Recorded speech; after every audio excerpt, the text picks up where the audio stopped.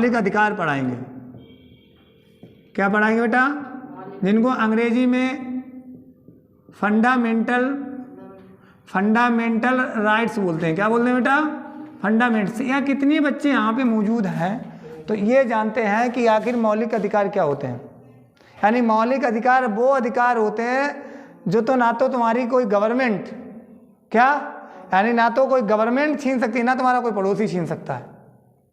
वो हमारे क्या होते हैं? मौलिक अधिकार। अच्छा, एक बात सभी बच्चे बताएंगे। हमने तुमसे कहा बेटा, जैसे तुम्हारे पापा ने कहा, कोई पड़ोसी तुमसे कहे बिटिया तुम पढ़ने मत जाना, तुम पढ़ने मत जाना, तो बताओ पढ़ना तुम्हारा एक शिक्षा जो है एक मौलिक अधिकार है कि नहीं है? वो तुमको रोक लेगा? या गवर्नमेंट ने कल कहा क्या नाम है बेटा तुम पढ़ने मत जाना, तो गवर्नमेंट ऐसा कह सकती है? नहीं कहेगी। यानी तुम्हारे जो भी मूल अधिकार हैं उनको कोई भी छीन नहीं सकता है, उनको कोई भी छीन नहीं सकता। यानी मौलिक अधिकार वो अधिकार हैं जिनको ना तो गवर्नमेंट छीन सकती है और ना तो कोई पड़ोसी या कोई रिश्तेदार या कोई भी इनको छीन नहीं सकता है। जो हमारे पास हैं वो हमारे हैं, उनको कोई भी छीन नहीं सकता। अब बात सुनो बेटा, जो मौलिक अधिकार हैं ये हमारा जो संविधान है, क्या है बेटा? संविधान के भाग 3 में है। यानी मौलिक अधिकार संविधान के भाग 3 में है और ये 12 से 35 कितने आर्टिकल में है? 12 से 35 आर्टिकल में है। यानी मूल अधिकारों की संख्या कितनी है?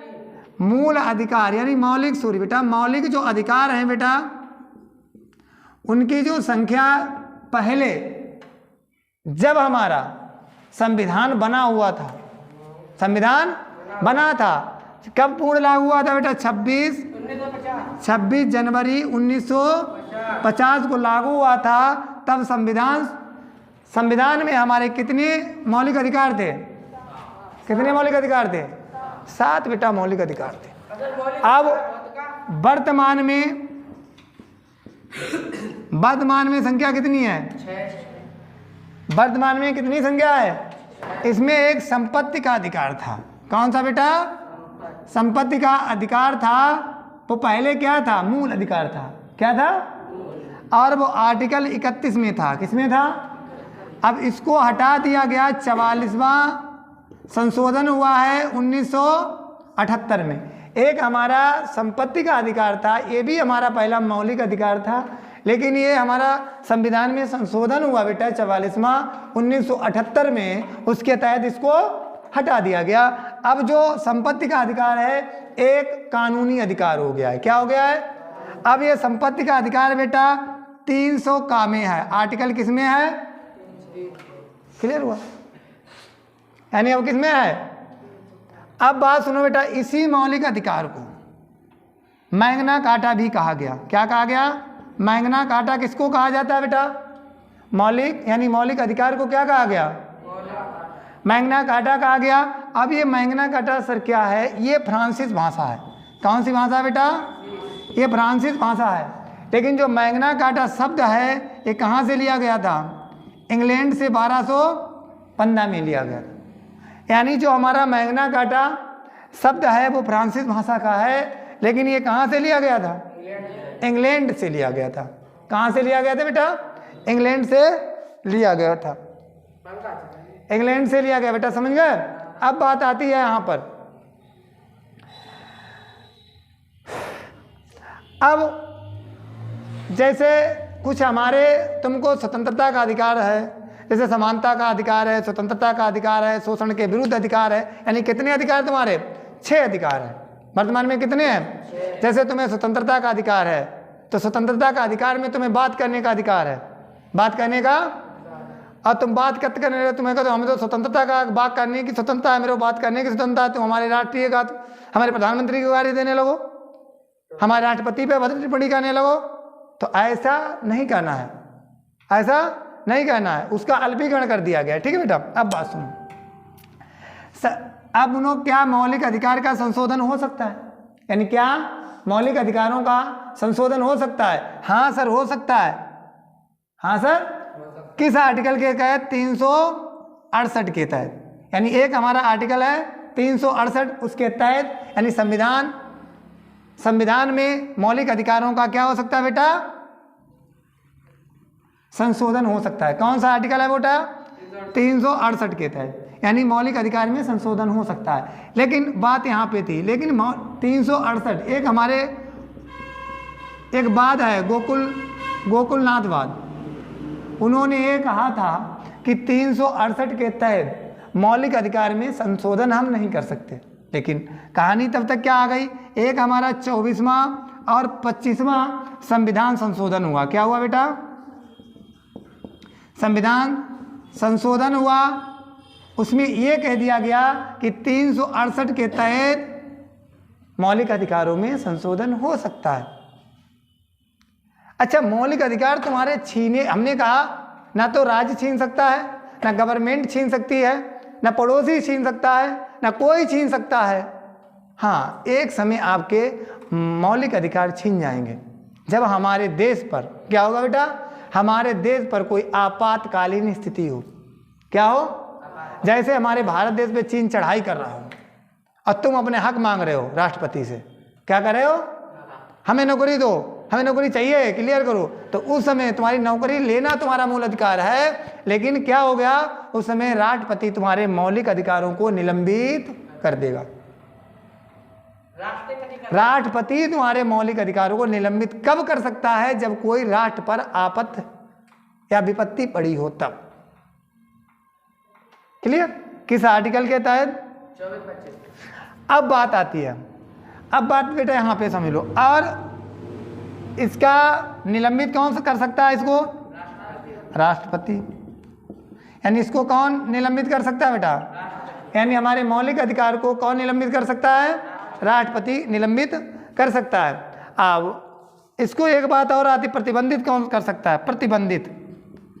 यानी प्रतिबंधित का मतलब होता है जो उस पर पूर्ण तरीके से प्रतिबंध लगा दे, वो हमारी क्या चीज़ है? संसद। क्या है बेटा? संसद। इसी को इंग्लिश में पार्लियामेंट बोलते हैं। और रक्षक कौन है? रक्षक हमारे हैं मौलिक अधिकार के, एक तो है सुप्रीम कोर्ट। कौन है बेटा? Supreme court. और दूसरा है, तुम्हारा कोई मूल अधिकार छीनता है तुमसे, तुम्हारे मूल अधिकार का हनन किया जाता है, कोई गवर्नमेंट कर रही है, कोई राज्य कर रहा है, तो तुम क्या करोगे? सीधे हाई कोर्ट या सुप्रीम कोर्ट में जाकर वहां पे अपनी बात को रख सकते हो, बात दायर कर सकते हो। तो मौलिक अधिकार का रक्षक कौन है? सुप्रीम कोर्ट या प्रतिबंधित कौन कर देगा? जैसे कोई भी कानून गलत है, कोई भी ऐसी कानून है जो मूल अधिकारों का हनन कर रही हो, मूल अधिकारों का हनन कर रही हो, तो क्या होगा? उसे संसद जो हमारी पार्लियामेंट है वह क्या कर देगी बेटा? उसको प्रतिबंधित कर देगी। क्या कर देगी? उसका अल्पीकरण कर देगी। क्या कर देगी? अल्पीकरण कर देगी। इतना समझ में आया बेटा? कोई दिक्कत नहीं। अब देख लो थोड़ा और बेटा, हमारे जो मौलिक अधिकार कितने हैं बेटा?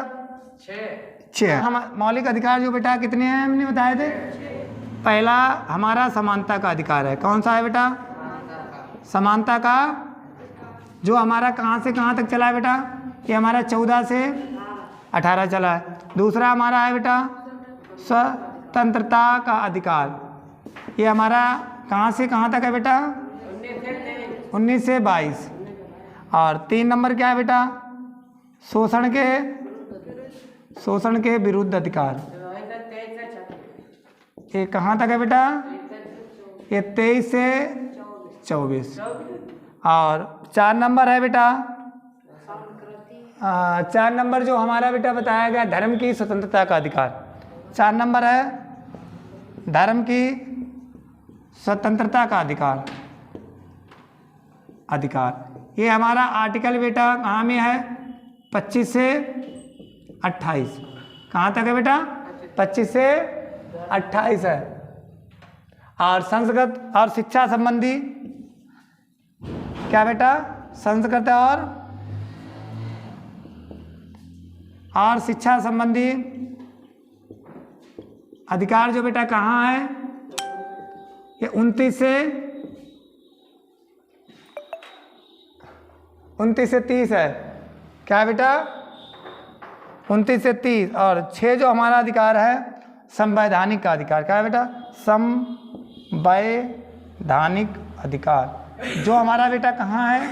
ये हमारा आर्टिकल 32 में है, आर्टिकल 32 में है। अब सुन लो बेटा, यहाँ पे हम थोड़ा बताएंगे। लिख ले बेटा, नहीं देख पाओ वीडियो देख के लिख लेना है, ठीक है? तो सबसे पहले कौन सा पढ़ना चाहिए? यानी सबसे पहले हमको क्या पढ़ना चाहिए? समानता का अधिकार। क्या पढ़ना चाहिए? समानता का अधिकार क्या है? समानता का अधिकार वो अधिकार है जिसमें सभी को समान अवसर। तो 14 में पहले इसमें हमने बताया था बेटा 12 से 35, तो 12 में जरा आ जाते हैं। यानी 12 में ये कहा गया है, 12 में राज्य की परिभाषा दी गई। राज्य किसको माना गया है? राज्य सरकार को, राज्य विधानमंडल को, भारत की संसद को, नगर पालिकाएं, जिला पंचायत और बोर्ड सुधार, ये हमारे सभी क्या हैं? राज्य हैं। क्या है बेटा? इनका परिभाषा किया गया। और 13 में, आर्टिकल 13 में क्या बताया गया? यानी अल्पीकरण। क्या बताया गया है? अल्पीकरण। जैसे अल्पीकरण मतलब क्या होता है? अल्पीकरण मतलब छोटा कर देना। जैसे किसी संविधान का, किसी मौलिक अधिकार का छीन लेना, किसी के मौलिक अधिकार का, अगर मौलिक अधिकार से कोई गलत काम हो रहा है, किसी मौलिक अधिकार से कोई गलत काम हो रहा है तो उसका अल्पीकरण कर दिया जाएगा 13 में। क्या कर दिया जाएगा? अल्पीकरण। यहाँ पे एक कहानी सुनाती है, जैसे 3 तलाक। क्या बेटा? 3 तलाक जानते हो, सबने सुना होगा 3 तलाक। यानी क्या होता है? ये मुसलमान भाई होते हैं, उन्हें 3 तलाक होता था कि वो 3 तलाक दे सकते थे। क्या, कितने तलाक दे सकते थे? लेकिन यहाँ पे पुरुषों को तो आराम थी, लेकिन महिलाओं का क्या कर रहा था? महिलाओं का शोषण हो रहा था। क्या हो रहा था? उनका अधिकार छीना जा रहा था। तो गवर्नमेंट जो हमारा संविधान ने क्या किया? उस 3 तलाक को खत्म कर दिया। कहाँ से जाकर? अल्पीकरण। उसका अल्पीकरण कर दिया कि अब 3 तलाक नहीं दे सकते तुम, यानी उसका अल्पीकरण कर दिया, यानी सुधार कर दिया। किसमें? आर्टिकल 13 में। ठीक है? यानी मूल अधिकारों से कोई गलत काम ना हो जाए, इसलिए आर्टिकल 13 तैयार है। यानी मूल अधिकारों से कोई गलत काम ना हो जाए। अगर गलत काम हो रहा है तो उसके लिए आर्टिकल 13 तैयार है कि हम इसका अल्पीकरण कर देंगे। ठीक है? अब इसमें बेटा कितने? 14 से 18। 14 में कुछ कहा गया हो, 15 में भी कुछ कहा गया हो, 16, 17 और 18। बड़ा समझ लें।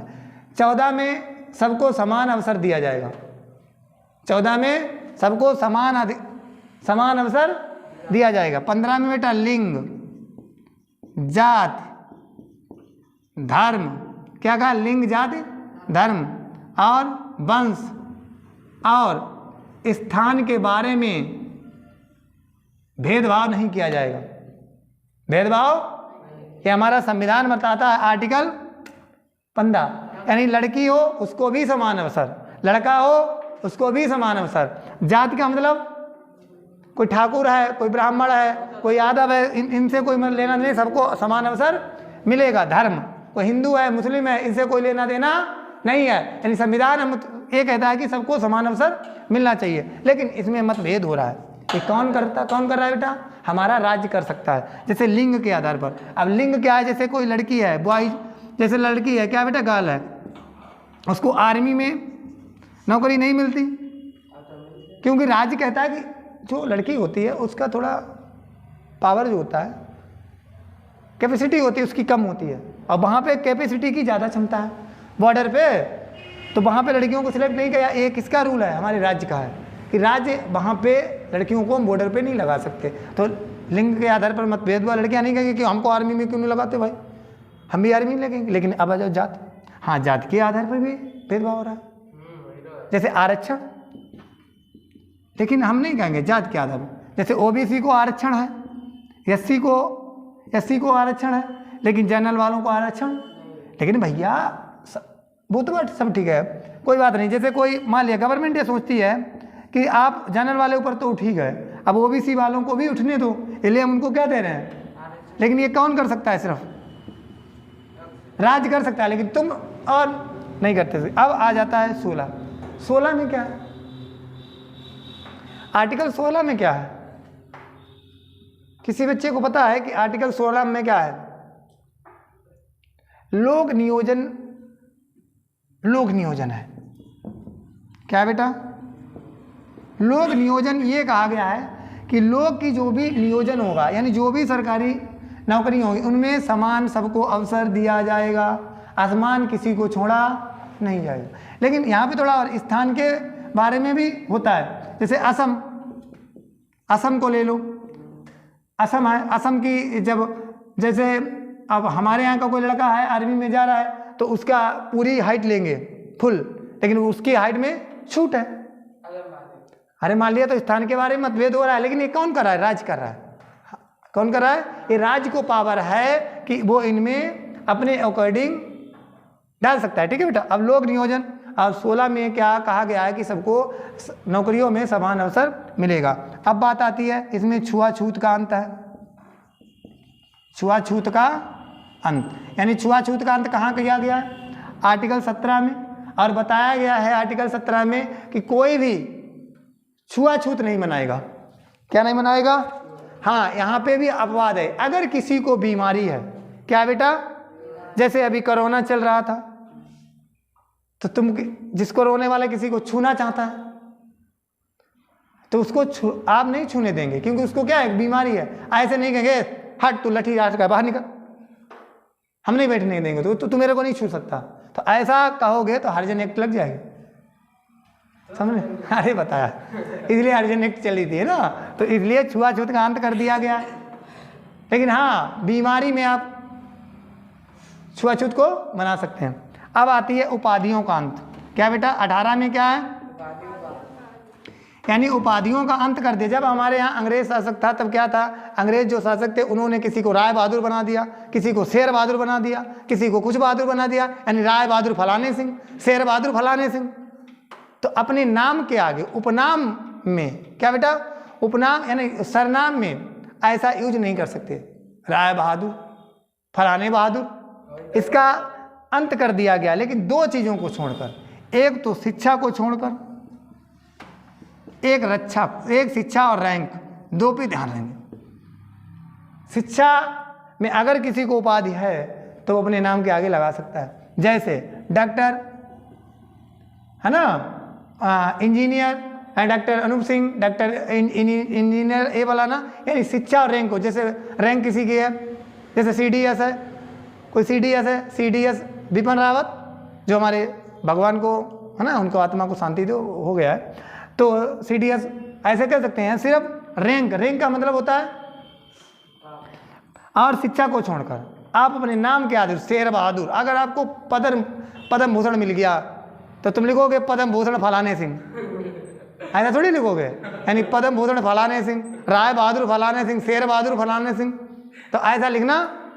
अगर आपको, यहीं पर एक बात सुनो, अगर आपको उपाधि मिलती है, क्या बेटा, अगर आपको उपाधि दी जाती है, अगर कहीं विदेशी उपाधि आप लेते हैं तो आपको सहमति लेनी पड़ेगी हमारे राष्ट्रपति की। यानी विदाउट राष्ट्रपति आप विदेश की उपाधि को प्राप्त नहीं कर सकते। भारत का कोई भी नागरिक विदेशी उपाधि प्राप्त जब तक नहीं कर सकता जब तक वो हमारे राष्ट्रपति से परमिशन नहीं लेगा, जहाँ परमिशन नहीं लेगा। तो बता बेटा, कोई दिक्कत है इतने तक? कोई दिक्कत है? अब इसके बाद में जो दूसरा है तुम्हारा बेटा स्वतंत्रता का अधिकार, वो हम कल चलाएंगे। क्या चलाएंगे? यानी तुमको कितनी स्वतंत्रता है। ठीक है, पहला क्या है? समानता का अधिकार। समानता के अधिकार में कितने आर्टिकल हैं? 1 2 3 4 5 6, यानी कितने हैं? हाँ, ये कितने हो गए बेटा? 5। और देखो 14 15 16 17 18, यानी 14 में समान अवसर। देखो ये सारे आर्टिकल, जरा आपने दिमाग लगाया, ये जो 14 हो गया, 15 हो गया, 16 हो गया, 17 18, सभी एक ही बात कह रहे हैं, सब एक ही बात कह रहे हैं। यानी समान अवसर, समान अवसर, समान अवसर, छुआछूत का अंत और उपाधियों का अंत। ये थोड़ा हटके हैं, लेकिन ये जो 16 15 और 14 सेम बात कह रहे हैं। तो इनमें किसी बच्चे को दिक्कत है? किसी बच्चे को दिक्कत नहीं होनी चाहिए। और अब जो हम पढ़ाएंगे आगे बेटा, वो पढ़ाएंगे, कल पढ़ाएंगे 2 स्वतंत्रता का अधिकार। ठीक है बेटा।